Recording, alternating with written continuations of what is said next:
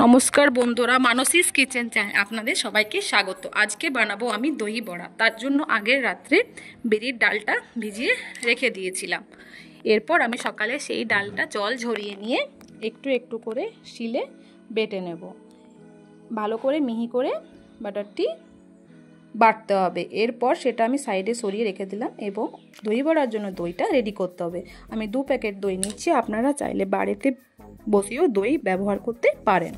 এরপর দইটার মধ্যে আমি একটু নর্মাল নুন এবং একটু কালো বিট নুন আর লাল বিট নুন যেটা খুশি নেওয়া যেতে পারে সেটা আমি নিয়ে পরে খুব ভালো করে দইটাকে ফেটিয়ে নিয়ে 10-15 মিনিটের মতন এটাকে সাইডে সরিয়ে দেবো। এবং আমি যে বিরির ব্যাটারটি রেডি করেছি ওই ব্যাটারটির মধ্যে কিছু উপকরণ লাগবে, মেশাতে হবে, যেমন গোটা মৌরি, গোটা জিরে, বিট নুন আর নর্মাল নুন, এগুলো সব আমি দিয়ে দেবো। আমার এই চ্যানেলের ভিডিওটি রেসিপিগুলো ভালো লাগলে লাইক, কমেন্ট, সাবস্ক্রাইব করে দেবেন। আর যদি ফেসবুক থেকে দেখছেন তাহলে অবশ্যই লাইক, কমেন্টস এবং শেয়ার করে দেবেন।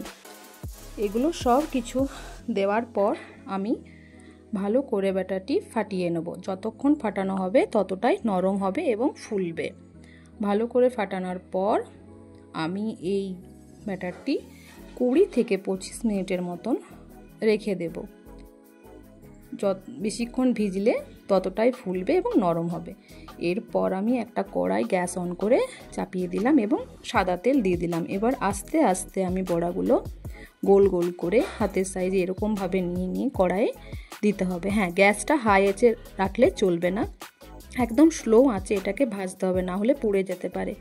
বেশি লাল করে ভাজার কোনো প্রয়োজন নেই, হালকা সোনালি বর্ণ হলেই ওটাকে নামিয়ে দিতে হবে। আমি এটাকে দিলাম ভাজতে। এরপর দেখুন এক পিঠটা উল্টে দিলাম, কি সুন্দর সোনালি বর্ণ হয়ে গেছে। এরপর আমি তুলে নেব। এরকম করে আমি সব বড়াগুলোই একটু একটু করে ভেজে নেব। দই বড়া খেতে সবারই ভালো লাগে, যে কোনো টাইমে এটা বানানো যেতে পারে। বানানোও খুব ইজি আর খেতেও খুব মজাদার হয়। আবার আমি এই বড়াগুলো ওই একইভাবে তেলের মধ্যে দিয়ে দেবো। হ্যাঁ, আর একটা জিনিস এখানে লক্ষ্য রাখতে হবে, কি বেশি যাতে এরকম না দিলেও চলবে, 4টা-5টা করে দিলে কি ছাড়া ছাড়াভাবে হবে, তাহলে খুব ভালোভাবে এটা ভাজা যাবে। আবারও হয়ে গেছে, আরেক পিঠ উল্টে দিয়েছি, আবারও হয়ে গেছে, তুলে নিলাম। এরপর এইগুলোর জন্য একটা রেডি রাখতে হবে জল।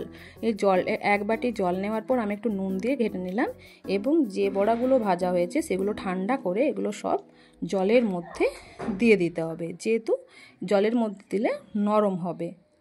আমি এক এক করে সব আস্তে আস্তে করে জলের মধ্যে দিয়ে দিলাম। এগুলো তাকে একটু জলের মধ্যে কিছুক্ষণ ভিজুক। তারপর আমি একটা কড়াই চাপিয়ে দিলাম গ্যাসে এবং ওই জলের মধ্যে দেওয়ার জন্য একটু কারি পাতা, একটু গোটা জিরে, একটু সর্ষে দিয়ে 2-3-5 সেকেন্ডের মতন ওটাকে হালকাসা ভেজে নিয়ে সাদা তেলের মধ্যে ভাজলেও বেশি ভালো লাগবে।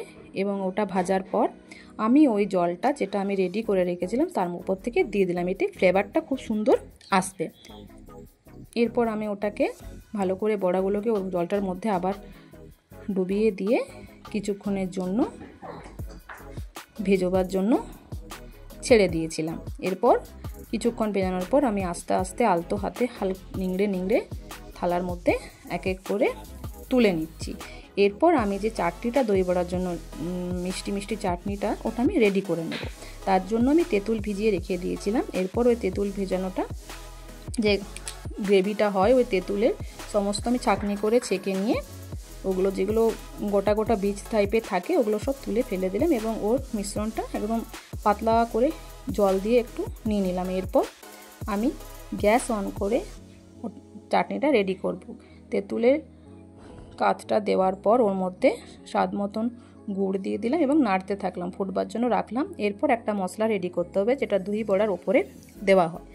এর জন্য আমি কড়াইতে একটু গোটা জিরে আর শুকনো লঙ্কা দিয়ে হালকা ফ্রাই করে নিয়েছি। এরপর যে দইটা ফেটিয়ে রেখেছিলাম ওটা নিয়ে পর ওই বড়াগুলো যেগুলো জল থেকে তুলে রেখেছিলাম ওইগুলো সব এক এক করে দইটার মধ্যে দিয়ে দিলাম এবং চামচে করে একটু একটু করে ওপরেও দইগুলো সব ছড়িয়ে দিলাম। তারপর দই বড়াগুলো একটু একটু করে উল্টিয়ে দেব। এরপর দেখলাম চাটনিটা প্রায় প্রায় হয়ে গেছে এবং হওয়ার পর 1 চামচ কাশ্মীরি লাল লঙ্কা গুঁড়ো যেটা রং হয় সেটা মিশিয়ে দিলাম। এতে একটু ঝাল ঝালও হবে, আর দেখতেও কালারটা খুব সুন্দর লাগবে। এটা কিন্তু ঝাল না, এটা শুধু কালারের জন্য। এরপর আমি ওই যে ভাজা মশলাটা করে রেখেছিলাম সেটা আমি শিলে গুঁড়ে নিলাম। শুকনো লঙ্কা, গোটা জিরের মধ্যে ধনেও অ্যাড করতে পারেন, কিন্তু আমি শুধু গোটা জিরে আর শুকনো লঙ্কা এটাকে অ্যাড করেছি। এরপর মশলাটা ভালো করে বেটে নিলাম এবং একটা বাটির মধ্যে তুলে রেখে দিলাম। এরপর যেটা বানাবো সেটা হচ্ছে ধনেপাতার চাটনি। এবার আমি আমার বাবার বাড়িতে লাগানো ধনেপাতা বাবা লাগিয়েছিল, সেটা থেকে ভালো করে তুলে নিলাম। যেহেতু মাঠের থেকে ধনেপাতা তুলতে তো খুব ভালো লাগে নিজের বাড়ি, তাই তুলে নিয়ে এসে ভালো করে জল দিয়ে ধুয়ে নিলাম। যেহেতু মাটি লেগেছিল, ভালো করে ধোয়ার পর ওটা আমি ভালো করে ছুরি দিয়ে পরিষ্কার করে নিলাম, কেটে নিলাম। এবং এই চাটনিটা বানাবার জন্য ধনেপাতা, পুদিনা পাতা, কিছুটা আদা টুকরো এবং দুটো কাঁচা লঙ্কা নিয়েছি। ওগুলো সব আমি শিলে ভালো করে বেটে নেব। এর মধ্যে রসুনও অ্যাড করা যেতে পারে, কিন্তু রসুনের ফ্লেভার অনেকের পছন্দ হয় না, তাই আমি রসুন দিইনি। আপনারা চাইলে রসুন, গোটা রসুন 2-3 কোয়া দিতে পারেন, এতে সেন্টটাও ভালো আসে।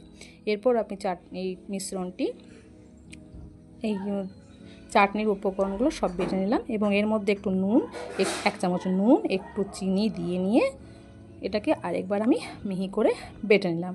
আমার চাটনি এখানে চাটনিটা বানাবার জন্য রেডি হয়ে গেছে। এরপর আমি এটাকে ভালোভাবে 2-3 বার ভালো করে পিষে নিলাম মিহি করে। আমার রেডি চাটনি দেখুন কত সুন্দর লাগছে দেখতে।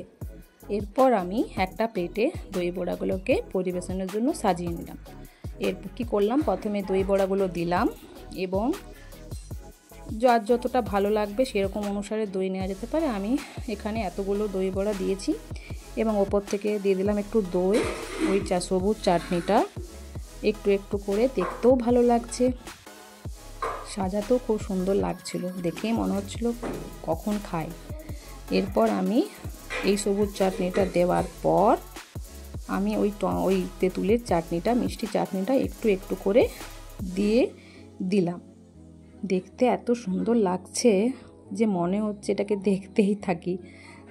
তারপর আমি ওই ভাজা মশলাটা যেটা করে রেখেছিলাম সেটা ওপর থেকে একটু একটু করে সব দই বড়াগুলোর উপর ছড়িয়ে দিলাম। এরপর একটু সেও ভাজা ওপর থেকে ছড়িয়ে দিলাম, দেখতে আরও ভালো লাগছে।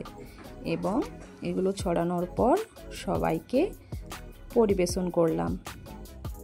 আমার তো দেখে খুব ভালো লাগছে, আপনাদের কেমন লাগছে দেখে জানাবেন। আমার দই বড়া এখানেই রেডি হয়ে গেছে। এরপর আমি পরিবেশন করব। আমার এই ভিডিওটা শেষ তক্ক দেখার জন্য অনেক অনেক ধন্যবাদ।